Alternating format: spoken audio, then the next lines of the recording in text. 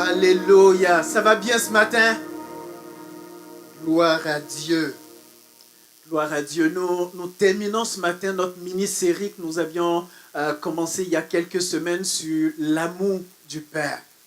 On avait vu deux premiers messages déjà dans lesquels nous avions vu notamment que le Père nous aime.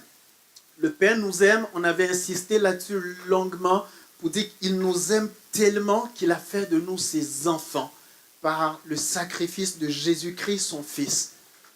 Nous avions vu également qu'être aimé de Dieu n'était pas une excuse pour faire n'importe quoi ou vivre n'importe comment. Être aimé, c'est un privilège. Mais être aimé comporte également certaines responsabilités. Certaines responsabilités vis-à-vis de notre prochain, parce que Dieu nous demande d'aimer notre prochain en retour de la même manière que lui nous a aimés. Mais certaines responsabilités vis-à-vis de Dieu lui-même également, parce que Dieu nous aime, il a aussi des attentes en retour vis-à-vis de nous. Aimer, c'est rechercher le bien de l'autre. C'est se soucier de l'intérêt de l'autre. C'est vouloir ce qui est bon, ce qui est meilleur pour l'autre. Et donc, lorsque quelqu'un nous aime, cette personne, en fait, remet entre nos mains son cœur. Et donc, nous confie une responsabilité. Elle nous fait confiance pour prendre soin de son cœur. Elle nous fait confiance comme quoi nous allons rechercher son intérêt, rechercher ce qui est bon, ce qui est bien pour elle. Elle nous fait confiance comme quoi nous n'allons pas la blesser, la décevoir. Dieu nous a aimés le premier. Et il nous demande donc d'aimer en retour et d'aimer même au point, nous également, de donner notre vie pour notre prochain. On a compris également que l'amour n'était pas qu'un sentiment. Parce que si l'amour, c'est juste ce que je ressens ou une émotion, la journée que je ne ressentirai rien, je vais penser que l'amour est fini, l'amour est parti. Si vous croyez ce mensonge, que l'amour est juste un sentiment, le jour où vous ne ressentirez plus rien pour votre femme, vous risquez de mettre fin à votre mariage. Si vous croyez que l'amour est un sentiment, le jour où vous vous sentez indigne, vous allez douter de l'amour de Dieu. Parce que vous allez vous dire, je ne me sens pas digne, donc peut-être que Dieu m'aime moins aujourd'hui.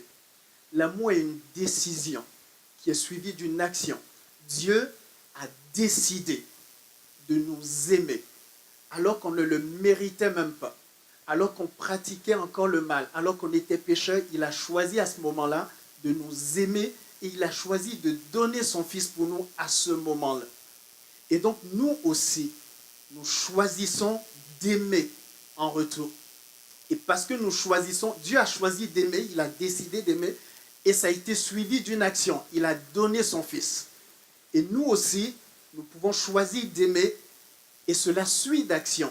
On a vu il y a 2 semaines que l'amour pardonnait tout, que l'amour supportait tout, que l'amour était patient, ne soupçonnait pas le mal.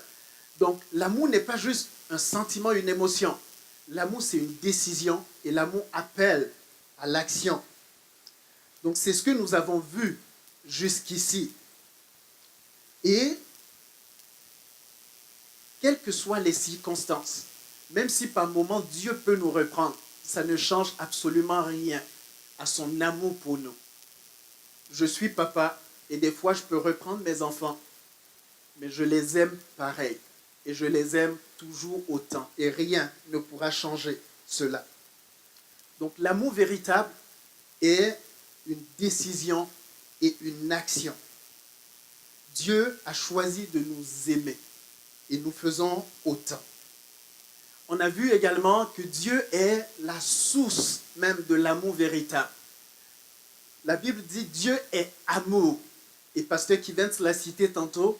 La Bible dirait également que le Saint-Esprit, que Dieu répand son amour dans nos cœurs par le Saint-Esprit qu'il nous a donné. Et des fois, c'est au-dessus de nos forces de pouvoir aimer dans certaines conditions. Mais justement, nous pouvons nous tourner vers Dieu.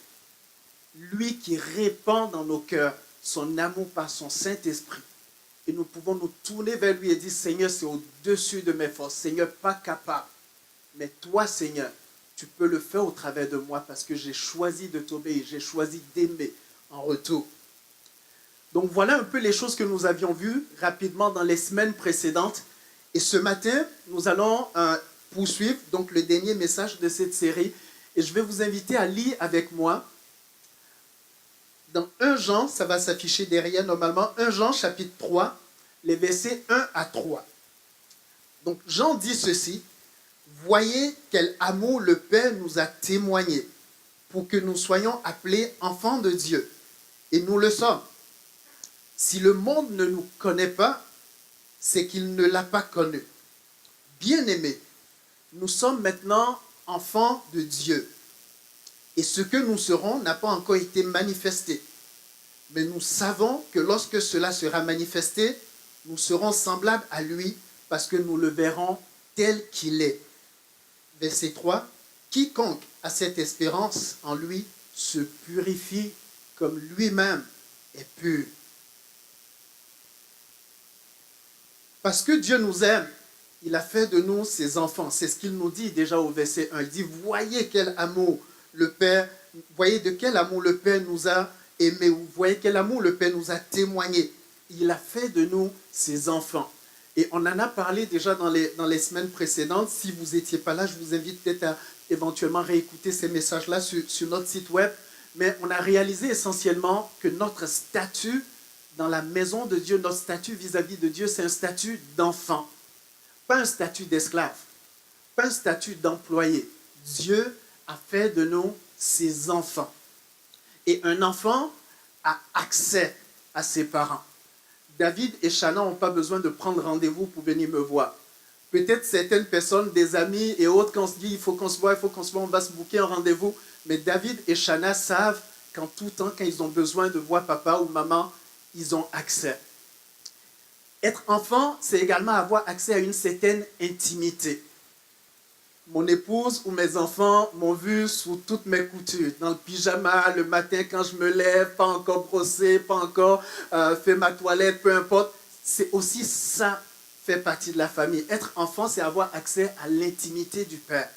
Et en tant qu'enfant, le Père nous veut proches.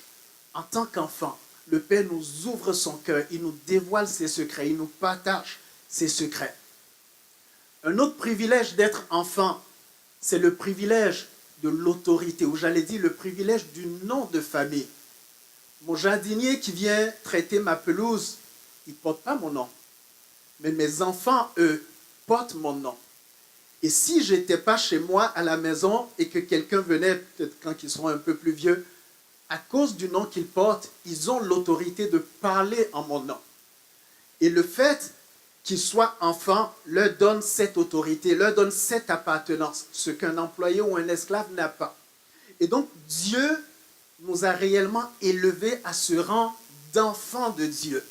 Et il a mis en nous, il nous a investis de son autorité et nous avons accès à lui en tout temps par la prière. Et c'est un privilège immense pour nous en tant qu'enfants de Dieu. Et réaliser cela me réjouit profondément. Ça, c'est le premier point que Jean détaille dans ce premier verset. Un peu plus loin, dans le verset 2, il dira « Nous sommes maintenant enfants de Dieu, et ce que nous serons n'a pas encore été manifesté. Mais nous savons que cela sera manifesté, lorsque cela sera manifesté, nous serons semblables à lui parce que nous le verrons tel qu'il est. » Ce que Jean dit ici, puisqu'on sait par le reste des Écritures que lorsqu'il viendra, lorsqu'il reviendra, lorsqu'il paraîtra, nous serons transformés pour ceux qui seront encore vivants. La Bible dira que les morts en Christ ressusciteront les premiers. Et nous qui sommes vivants, qui serons encore vivants, nous serons transformés. Nous recevrons un corps glorieux et nous serons transformés, nous monterons à sa rencontre dans les airs.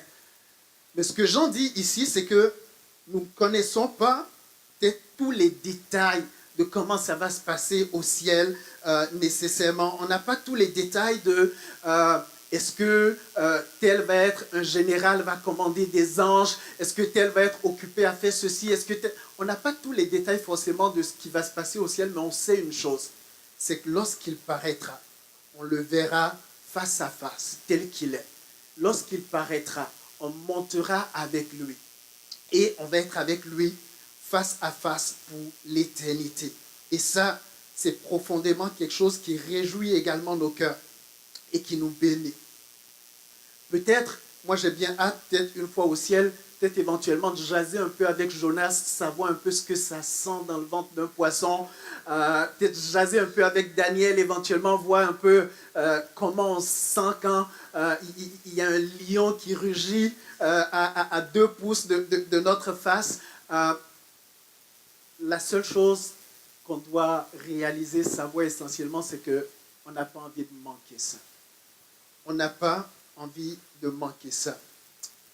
Il mentionne et il insiste là-dessus pour dire il paraîtra. Lorsqu'il paraîtra, lorsque cela sera révélé, on va être avec lui. Et l'apôtre Paul parle de la même chose. Il dira car le Seigneur a un signal donné à la voix d'un archange et au son de la trompette de Dieu descendra du ciel. Et les morts en Christ ressusciteront premièrement. Ensuite, nous, les vivants qui serons restés, nous serons tous ensemble et enlevés avec eux sur les nuées à la rencontre du Seigneur dans les airs. Et ainsi, nous serons toujours avec le Seigneur. Nous serons toujours avec le Seigneur.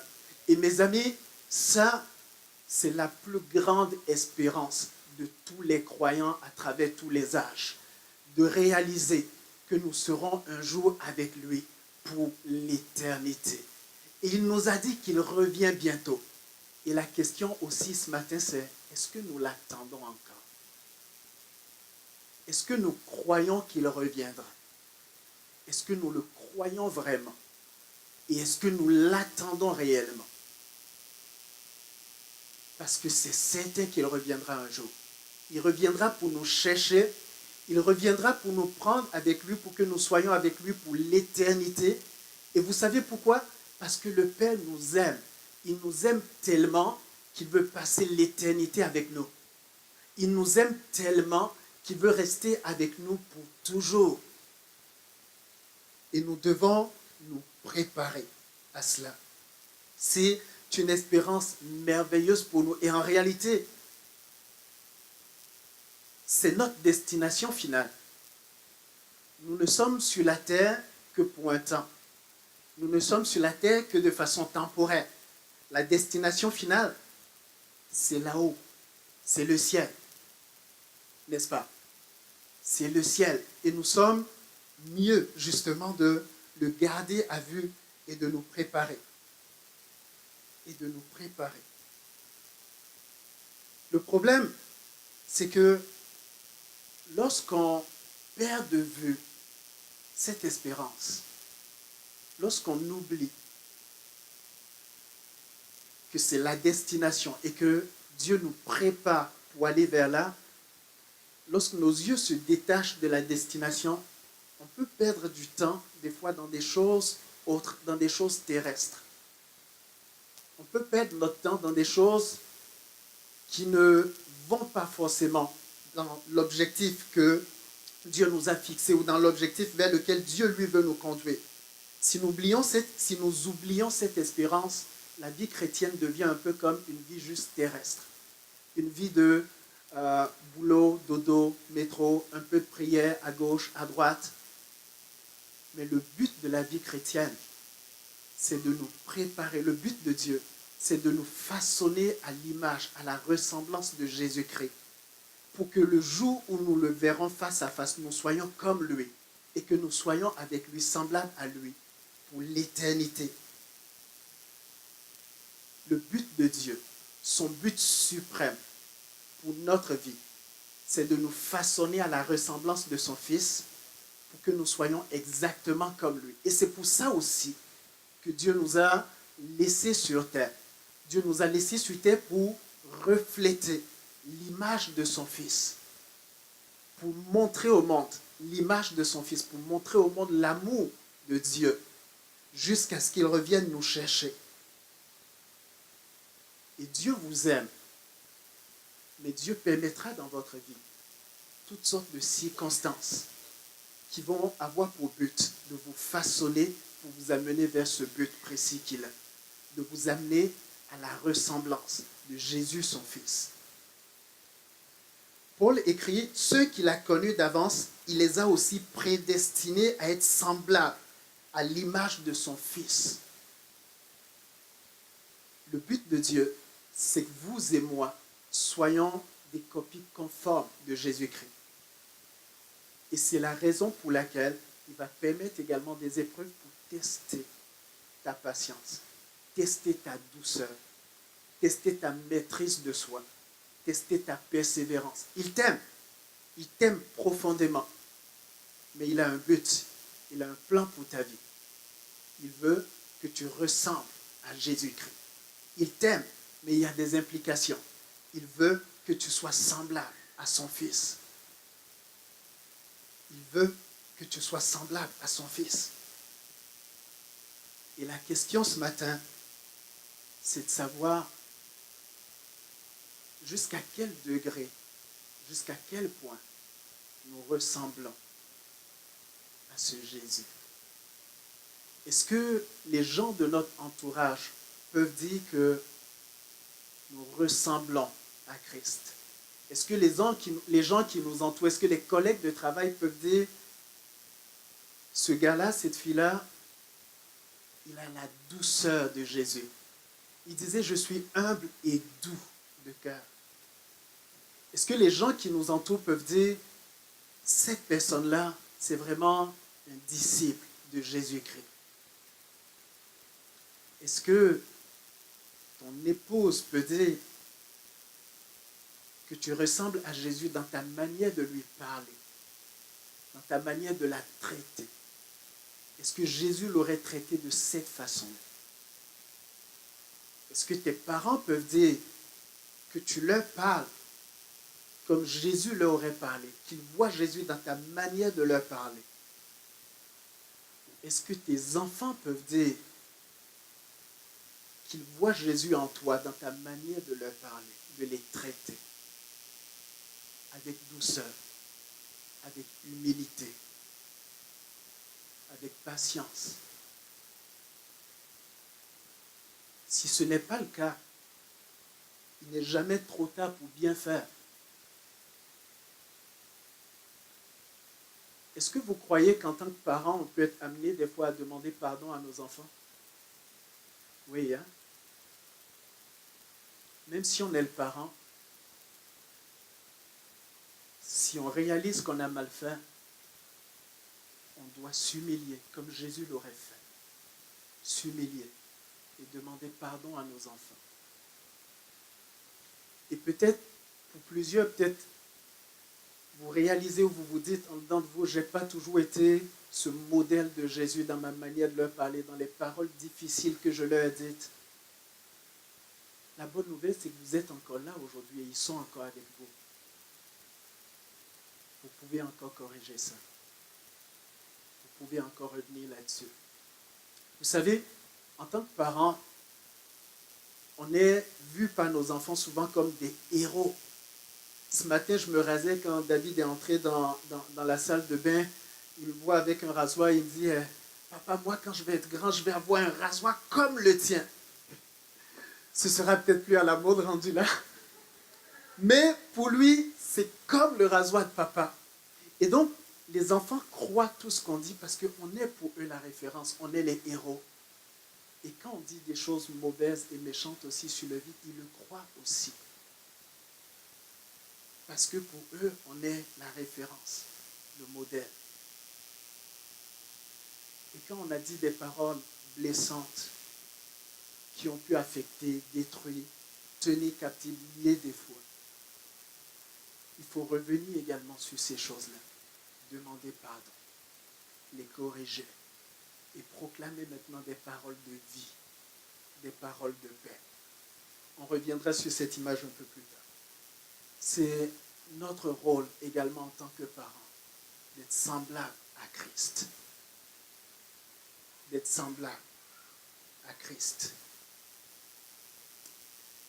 Et j'allais dire même, je vous encourage également en tant que parents, peu importe l'âge de vos enfants, peut-être s'ils sont encore avec vous, je vous encourage à prier pour vos enfants, à déclarer des paroles de vie, de foi sur leur vie, des paroles de paix, des paroles de prospérité sur leur vie.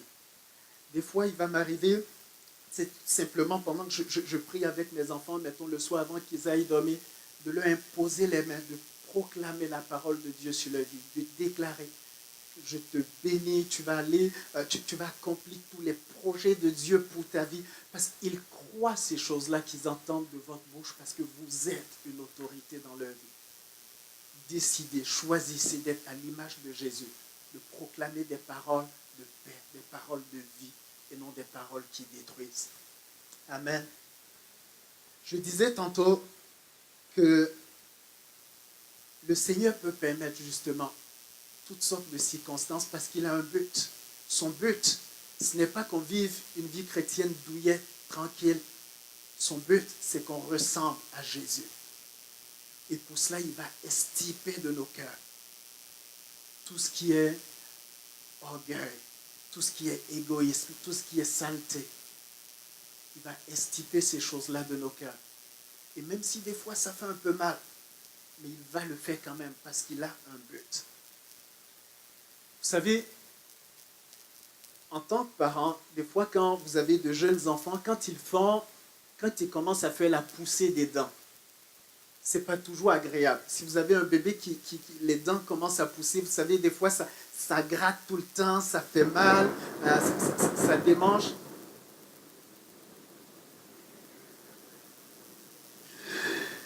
Ça gratte, ça démange, ça griche, hein? Ça griche. C'est beau.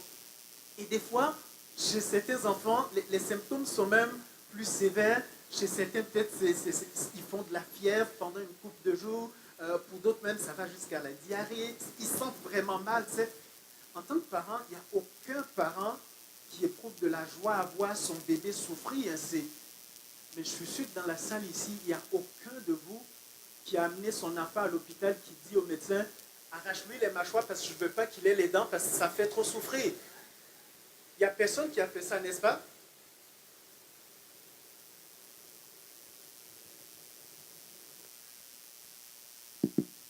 Il n'y a aucun de nous qui fait ça.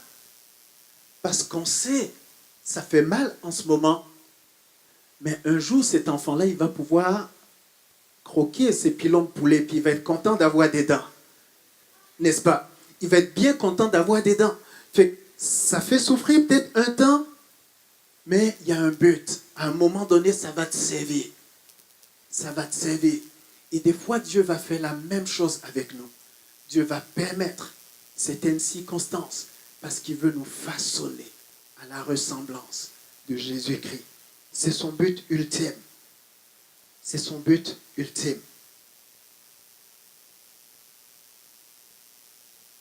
Plus on se tient avec lui, plus on lui ressemble.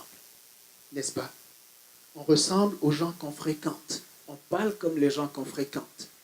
On est influencé par les gens qu'on fréquente. Plus on passe du temps avec lui, plus on lui ressemble. Jean poursuit, dans le verset 3, il dit justement: quiconque a cette espérance en lui se purifie comme lui-même est pur. Ce qu'il dit ici littéralement, c'est parce que Dieu vous aime, puisqu'il a commencé en disant: voyez quel amour le Père nous a témoigné. Il a fait de nous ses enfants. Et ensuite, il parle de l'espérance que nous avons de le voir revenir un jour. Il dit: il nous a aimés, il a fait de nous ses enfants, il veut que nous soyons avec lui pour l'éternité. Et il dit maintenant enfin, si nous avons cette espérance dans notre cœur de le voir face à face un jour et de passer l'éternité avec lui, nous devons nous purifier comme lui-même est pur. Vous voyez, je vous disais au début, être aimé de Dieu, ce n'est pas une excuse pour faire et vivre n'importe comment. Être aimé de Dieu implique également que nous soyons à la ressemblance de Dieu et que nous vivions une vie pure. Vous savez, à l'époque où Jean écrit ce texte, il y avait beaucoup de faux enseignements qui circulaient. Il y avait une catégorie de personnes qui enseignaient que le corps, la chair, c'était vraiment juste quelque chose de mauvais. il ne fallait pas en prendre soin, puis que les désirs de la chair, les désirs du corps, il fallait vraiment les tenir en bride, les étouffer. Et plusieurs personnes s'infligeaient des fois des sévices, se flagellaient, ainsi de suite, soi-disant pour tenir leur corps en bride, pour tenir leur chair en bride. Il y avait un autre groupe qui, eux, disaient, le corps, la chair, tout ça, c'est pas important. C'est juste avec l'esprit qu'on a une relation avec Dieu. Fait que c'est pas important ce que je fais avec mon corps. Ce qui est important, c'est ce que je fais avec mon esprit. Et avec mon esprit, ben, je peux louer Dieu et tout ça. Ça, c'est important. Tout le reste, je peux faire ce que je veux avec. D'après vous, dans lequel des deux groupes vous pensez qu'il y avait plus de popularité? Le deuxième, hein? Le deuxième groupe était beaucoup plus populaire. Et Jean écrit justement pour corriger tout ça. Et Jean écrit pour leur dire, et c'est pour cela que dans son épître, vous voyez, il insiste souvent sur certaines choses à plusieurs reprises. Il dit, je vous écris afin que vous sachiez que vous avez la vie éternelle. Petits enfants, je vous écris afin que vous sachiez que le Père vous aime. Et ainsi de suite, ainsi de suite. Et là, il écrit à nouveau pour dire, le Père vous aime, c'est vrai. Le Père veut que vous soyez à l'image de Christ. Le Père veut que vous soyez avec lui. Et le Père veut que vous soyez purs comme lui-même est pur. Il veut que vous soyez purs comme lui-même est pur. Et ce n'est pas le genre de message très populaire de nos jours. Mais Dieu est saint. La sainteté, c'est sa nature même, c'est qui il est. On ne peut pas enlever ça. On ne peut pas le changer. Même s'il voulait être autre chose, il ne peut pas. Il est ainsi. Il est fait ainsi. Sa sainteté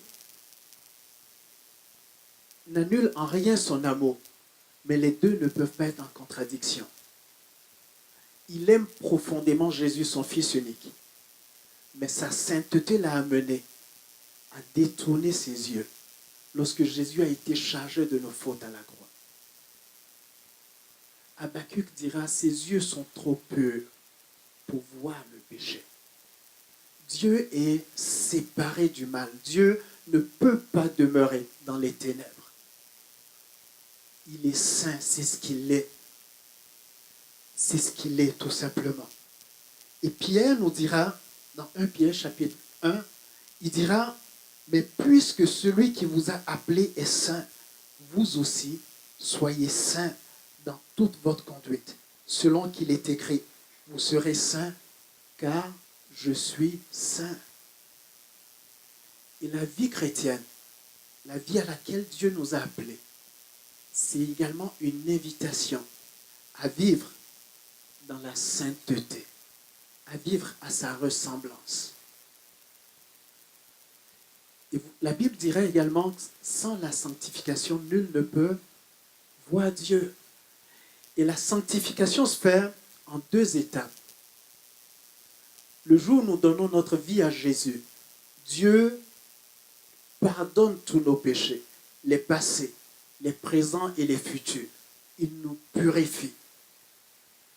Mais la sanctification, c'est aussi un processus qui prendra fin seulement lorsque nous allons le voir face à face. Et chaque jour de notre vie, nous devons tendre à lui ressembler, à nous approcher de lui. Mais je vous le dis tout de suite, tout seul, nous ne sommes pas capables. Tout seul, les attraits de ce monde nous attirent et nous amènent vers le bas. Mais lui a promis qu'il était prêt à nous porter, à nous aider, à nous amener, à nous transformer à sa ressemblance. Parce qu'il veut que nous soyons semblables à l'image de son Fils et que nous puissions être avec lui pour l'éternité. Et vous voyez, il y a un lien ici. Le lien, c'est parce qu'il nous a appelés à être avec lui pour l'éternité. Et parce que lui est saint, il s'attend à ce que nous nous purifions également, afin de pouvoir être dans sa présence pour l'éternité. Dieu nous aime, mais il sait également qu'on ne peut pas avoir accès à sa présence, que ce soit déjà ici sur terre ou rester avec lui pour l'éternité si nous ne sommes pas purs en retour. Mais c'est lui qui nous purifie. Réaliser ceci, c'est que lorsqu'on perd de vue le but, lorsqu'on perd de vue pourquoi on est chrétien, lorsqu'on perd de vue qu'il va revenir et que nous sommes sur terre pour nous préparer à le rencontrer, il peut arriver qu'on se perde dans toutes sortes de choses qui finissent par nous attacher, qui finissent par nous garder attachés au sol, retenus, liés. Mais lorsque nos yeux sont fixés vers le but, lorsque notre cœur garde cette espérance, et lorsque nous savons qu'il revient bientôt, et lorsque nous savons chaque jour que nous devons nous préparer à ce retour, à cette rencontre, il est plus facile pour nous de réaliser, de comprendre que dans tout ce que nous faisons chaque jour, nous devons nous préparer à le revoir un jour. Vous avez probablement entendu parler de la fable des casseurs de pierre. C'est un auteur, Charles Péguy, qui raconte cette histoire. Il marchait à Chartres à un moment donné et il voit un homme qui cassait des roches, qui cassait des pierres et qui cassait à coups de marteau de façon un peu désordonnée, mais un peu comme vraiment comme s'il était en colère, comme s'il n'était pas content. Il donnait des coups sans arrêt. Et Peggy lui demande, mais qu'est-ce que tu fais? Il dit, je suis casseur de pierre, là, je casse des roches. C'est ma job, c'est un travail stupide, c'est vraiment un travail difficile, mais qu'est-ce que tu veux? C'est ça ma job, c'est ça qu'il faut que je fasse. Il le laisse, il va une étape plus loin. Et en poursuivant son chemin, il voit un autre homme, pas très loin, qui faisait la même chose, mais de façon peut-être un peu plus harmonieuse, avec un visage peut-être un peu plus serein. Il lui demande, mais qu'est-ce que tu fais? Et cet homme de lui répondre, je suis casseur de pierre, c'est un travail difficile, mais ça m'aide à nourrir ma famille. Puis vous savez, en bout de compte, c'est pas si pire. Il y a des gens qui ont des travails encore plus pénibles que le mien. Il le laisse, lui, à nouveau, il poursuit son chemin. Il rencontre une troisième personne qui faisait la même chose, mais avec le sourire sur son visage. Et il cassait ses pieds pareil, de façon très harmonieuse. Il lui demande, mais qu'est-ce que tu fais? Et ce gars-là de lui répond, je bâtis une cathédrale. Et ça changeait tout. Les trois faisaient exactement la même chose. Mais il y en a un qui avait les regards fixés sur le résultat final. La cathédrale. La cathédrale qui va être bâtie avec ses pierres. Et ça changeait absolument tout. Demain matin, quand vous allez rentrer au travail, qu'est-ce que vous allez faire? Juste gagner votre croûte? Ou peut-être servir vos concitoyens, être utile à quelqu'un. Et c'est pareil pour la vie chrétienne, mes amis. Si on est sur la vie chrétienne pour s'endurer jusqu'à ce que le Seigneur revienne, elle est plate, elle est longue, elle est ennuyeuse. Elle est vraiment ennuyeuse. Et elle peut être même lassante. Mais si on est engagé, parce qu'on a le but, on a les yeux fixés sur le but, on est engagé parce qu'on sait qu'il revient et qu'on va le rencontrer face à face, qu'on va être avec lui pour l'éternité, qu'on va passer du temps avec lui. Et donc, on veut se préparer à ce moment, déjà dès ici-bas, mais également pour ce jour. Ça change notre perspective. Ça change pourquoi on fait les choses. Ça change pourquoi on le sert. Ça change pourquoi on chante ou on joue dans l'équipe de louange. Ça change pourquoi on prend soin des enfants à l'éducation chrétienne. Ça change pourquoi, quand on nous demande de servir ou de donner, de faire quelque chose, ça change complètement pourquoi on fait les choses. Parce qu'on sait qu'on est là juste de façon temporaire. Mais on le rencontrera bientôt, face à face, lui et nous, pour l'éternité. Et il nous purifie et nous nous purifions, nous nous mettons de côté. Lorsqu'on parle de sainteté ou de purification, on pense souvent à la pureté sexuelle, mais il n'y a pas que cela. C'est effectivement vrai et c'est effectivement un domaine dans lequel l'ennemi paralyse beaucoup dans notre génération. Mais la pureté de cœur, c'est également dans les pensées, c'est également, tu peux être chaste sexuellement, mais avoir un cœur rempli d'orgueil. Personne ne peut t'approcher, personne ne peut rien te dire. C'est toi qui sais tout, toi qui as toujours le dernier mot. Je ne suis pas sûr que ça ressemble davantage à Jésus, ça. Tu peux être chaste sexuellement, mais avoir, regarder les gens de haut, ou vivre constamment dans le mensonge, ça ne ressemble pas davantage à Jésus, ça non plus. La pureté de cœur, la pureté dans nos pensées, la pureté dans notre corps également, ce processus de sanctification à laquelle il nous appelle, c'est lui qui le fait au travers de nous, mais il le fait avec notre collaboration. Et si pour les uns ou les autres, si peut-être on a failli à un moment donné, si peut-être on a perdu justement de vue, la cathédrale, et qu'on s'est arrêté en chemin, qu'on s'est trompé de chemin, qu'on s'est installé dans une situation qui nous a éloignés de lui. Vous savez quoi, mes amis? La Bible dit que si nous confessons nos péchés, il est juste et fidèle pour nous les pardonner et pour nous purifier de toute iniquité. Il est juste et fidèle pour nous pardonner et nous purifier de toute iniquité. Ce qu'il veut par-dessus tout, c'est que nous soyons en communion avec lui. C'est que nous soyons dans sa présence. C'est que nous soyons semblables à lui. Et c'est à cela qu'il nous appelle. Et si on sent par moment qu'on s'est éloigné, il est encore temps pour nous en tout temps de revenir, de nous approcher. Vous savez, on a souvent comme ce réflexe de l'enfant qui a fait des bêtises puis qui court se coucher rapidement avant que les parents arrivent parce qu'on a peur de se faire chicaner. Mais avec Dieu, c'est bien le contraire. Quand on a fait des bêtises, c'est là qu'on a encore plus besoin de sa grâce. C'est là qu'on a encore plus besoin de se maintenir dans sa présence parce qu'on dit, Seigneur, tout seul, j'y arriverai pas. J'ai besoin de ton aide, papa. J'ai besoin de ton aide. J'ai besoin de ton aide. Pendant que les musiciens reviennent tout doucement,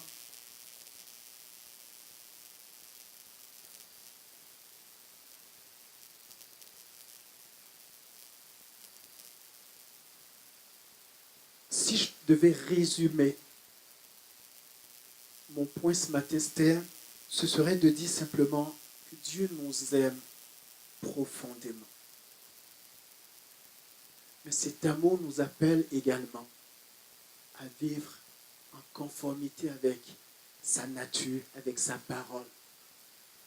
Vous savez, cet été, on a eu la joie d'avoir plusieurs mariages ici à Gospelville. Je vois mon frère Georgie et Gaël. Ici, on a eu Raïm et Hamel, Manassé et Anne qui se sont unis cet été. Et c'était beau d'entendre les vœux qu'ils ont formulés les uns vis-à-vis des autres. Ils sont promis de prendre soin l'un de l'autre. Ils sont promis fidélité. Et ils sont mariés parce qu'ils s'aiment passionnément. Mais le fait de savoir qu'on est aimé de l'autre, ça confie une responsabilité supplémentaire. Ça confie, il faut que je prenne soin d'elle, il faut que je prenne soin de son cœur. Il faut que je fasse les choses qui vont lui plaire. Il faut que je fasse les choses comme elle aime. Et nous faisons la même chose avec Dieu. Parce qu'on sait qu'il nous aime, on veut lui faire plaisir. Parce qu'on sait qu'il nous aime, on veut s'attacher à lui. Et on veut faire ce qui lui est agréable. Ce matin, en terminant, j'aimerais peut-être simplement nous inviter ce matin à choisir en réponse à cet amour immense, immérité, à choisir de lui livrer nos cœurs tout entiers et d'être vrai simplement devant lui Et si peut-être on avait perdu la cathédrale de vue, si on avait perdu cette espérance glorieuse de vue, et si peut-être on s'est laissé arrêter par toutes sortes de choses, Dieu ne nous juge pas, aujourd'hui en tout cas. Dieu ne juge pas. Il a dit qu'il n'est pas venu pour juger. Un jour, on comparaîtra devant son tribunal où il jugera. Mais aujourd'hui, il est venu pour sauver. Il est venu pour purifier. Il est venu pour élever une armée pure, une armée à sa ressemblance. Il est venu pour vous ramener auprès du Père. Et ce matin, il est encore possible, il est encore temps juste de lui parler là où vous êtes, à votre place, de décharger votre cœur sur lui, de lui confesser vos péchés, de lui demander pardon et de le laisser vous purifier, de le laisser vous ramener dans la communion avec le Père tout simplement, de le laisser renouveler en vous cette espérance que vous allez le revoir bientôt, cette espérance que vous devez vous préparer à ce jour, à cette rencontre. Peut-être quelqu'un d'autre ce matin, vous vous dites, ce matin, je réalise que j'ai peut-être besoin de ressembler un peu plus à Jésus. Que ce soit avec mon épouse, mon mari, mes enfants, mon entourage, mes collègues. Je réalise que mon degré de ressemblance avec Jésus n'est peut-être pas encore au niveau que je souhaiterais. Et vous dites, Seigneur, j'ai besoin de ta grâce. J'ai besoin que tu continues ce processus de sanctification en moi pour que je te ressemble de plus en plus. Ce matin, vous pouvez également juste décharger votre cœur sur Jésus. Ce matin, vous pouvez demander sa grâce. Vous pouvez l'appeler ce matin. Vous pouvez l'appeler ce matin. Peut-être quelqu'un d'autre, vous êtes ici peut-être pour une des premières fois ce matin et vous vous dites, je réalise ce matin que Dieu m'aime, qu'il m'a aimé au point de donner la vie de son Fils unique pour moi. Et vous dites, je veux répondre à cet amour en retour en lui donnant ma vie également. Je veux répondre à cet amour en retour en marchant avec lui dans une sainteté de vie, en marchant comme lui il veut. Ce matin, Dieu reçoit également votre prière. Ce matin, Dieu vous entend également. Et peut-être pour quelqu'un d'autre, vous vous dites, moi je suis déjà chrétien depuis longtemps. J'appartiens à Dieu. Mais j'ai peut-être reçu une flèche de l'ennemi à un moment donné qui m'a fait dérouter, qui m'a sorti du chemin. Et là, j'ai besoin de revenir à lui. J'ai besoin de me purifier à nouveau parce que je veux le rencontrer face à face. Ce matin, Dieu pardonne, Dieu purifie, Dieu restaure entièrement. Dieu lave entièrement. Quel que soit votre besoin ce matin, si vous vous dites, j'ai besoin de lui ressembler un peu plus. J'ai besoin de sa touche ce matin. J'ai besoin qu'il me touche. J'ai besoin de son aide. Pendant que les musiciens vont simplement commencer à prendre ce chant, j'aimerais vous inviter librement à vous avancer vers lui. C'est entre lui et vous ce matin. Et sa douce présence vous prend, vous console, vous relève, vous encourage. Sa douce présence ce matin vous nettoie. Sa douce présence ce matin vous fortifie.